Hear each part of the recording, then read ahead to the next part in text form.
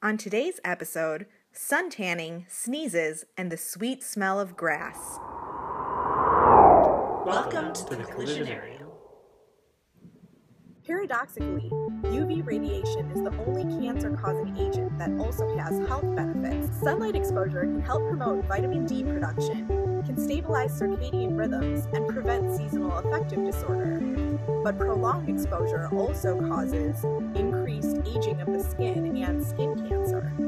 UVA radiation has a long wavelength and can penetrate through the Earth's ozone, reaching the surface. UVB radiation has a medium wavelength and is mostly absorbed by the ozone layer, but is also dependent on atmospheric conditions.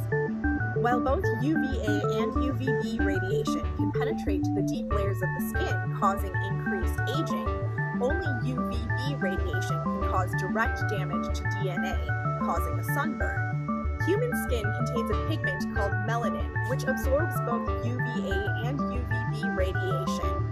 This dissipates the energy into heat, protecting cellular DNA from damage, as well as the accumulation of damaging free radicals.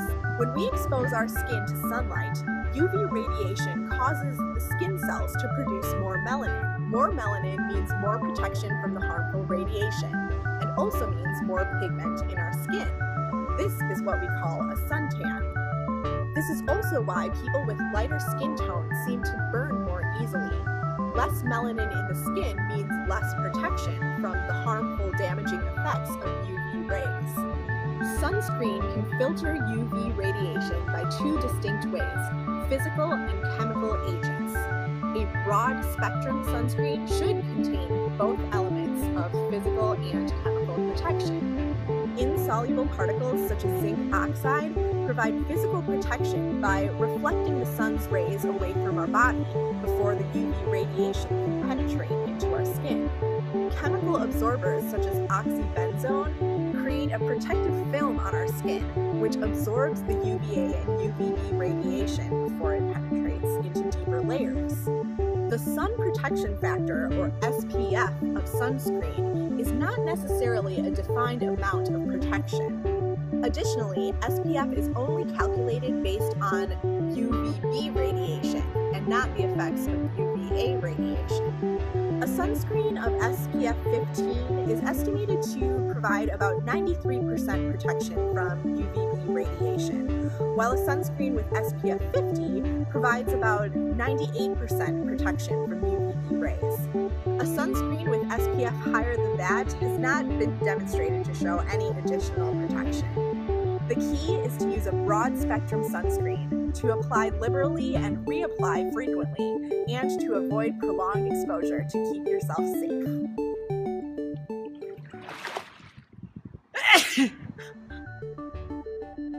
That's better.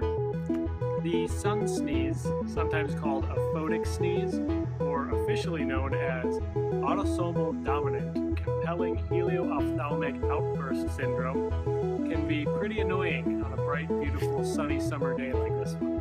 In a 350 BCE work entitled The Book of Problems, Aristotle was the first to address the question, why does the heat of the sun provoke a sneeze? He hypothesized that the heat of the sun caused moisture to build up inside the nostrils, and you would need to sneeze to get rid of the sweat. In the 17th century, Francis Bacon, known as the father of empiricism, disproved this theory by looking up at the sun with his eyes closed and not sneezing.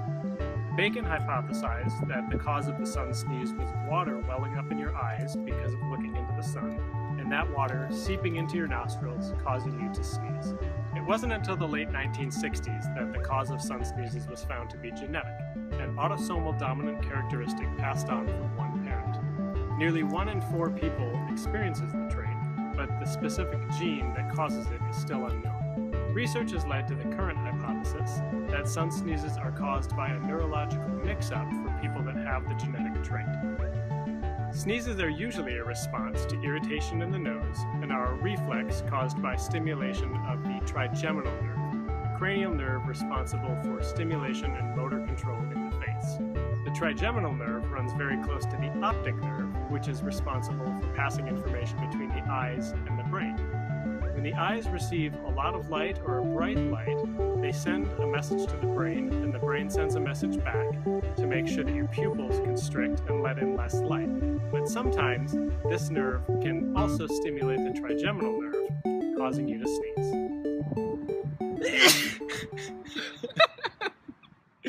I think that's good. Each season seems to evoke a certain sense. The sight of beautifully colored autumn leaves, the taste of a snowflake landing on your tongue, or the sound of rainfall on a spring morning. In the summer, nothing seems to beat the smell of freshly cut grass. It's like a sensory reward for a job well done mowing the lawn. Most odors are the result of volatile organic compounds, chemicals that have a high vapor pressure at room temperature. Grass naturally emits volatile organic compounds in varying amounts depending on the light and temperature outside. However, when damaged or cut by a hungry insect or a lawnmower blade, emissions of these green leaf volatiles increases significantly. When a plant is damaged, it triggers enzymes to break down fats and phospholipids into fatty acids, which are then broken down into smaller fragments of hydrocarbon molecules, which results in that fresh grass smell. The primary culprit of that sweet aroma is a molecule called Z3-hexanol. The odor threshold of this chemical is only 0.25 parts per billion, which means it doesn't take a lot for our human noses to detect it. Z3-hexanol quickly converts into a chemical called leaf aldehyde, which is commonly synthesized along with leaf alcohol to be used in perfumes. But what is the reason that these green leaf volatiles emit at such high concentrations? Research suggests that the smell is actually a defense mechanism. Some of the compounds that are released help to promote healing at the site of infection by stimulating cell growth and preventing bacterial infection. Other compounds are released as a distress signal. In one study, a species of caterpillar was observed to eat the leafy plant, and their saliva interacted with the volatile organic compound that was released. The chemical reaction attracted a cavalry of predatory bugs that came to the plant's rescue by eating the caterpillars. It's a fascinating and sweet-smelling observation into how the non-human natural worlds can communicate. Smells so good. To learn more about the science of summer, check out the links in the description. Don't forget to subscribe to us on our channel here at YouTube, and follow us on Twitter at Collisionarium.